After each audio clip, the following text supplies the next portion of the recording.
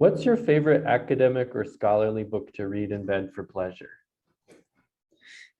To be honest, all of my bedside reading is fiction and poetry.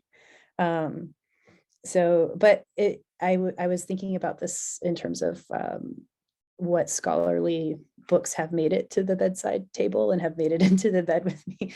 And I think the one that I keep coming back to is Arts of Living on a Damaged Planet, which is an edited volume.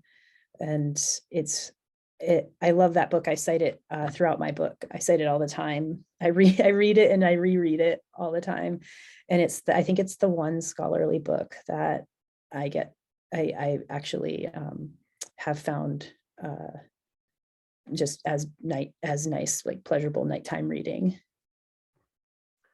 Thanks. Well, Eileen and I had come up with that question, and as I was thinking of posing it to you, I had some reservations because like the idea was like to kind of challenge the assumption that scholarly work isn't pleasurable. But then it also seemed to me that like the phrasing of the question also came with my own kind of unexamined assumption that like the bed is a place for pleasure.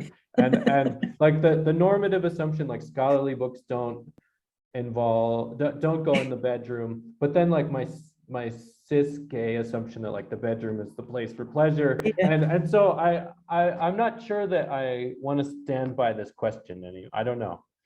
Well, one other thing I was thinking about this question is that sometimes, right, like, and I know a lot of chronically ill or disabled people work from the bed, and so sometimes they have to take work into the bed, and it may or may not be pleasurable, right? But it's the only way sometimes to get the writing or the reading or whatever the emails done is from the bed.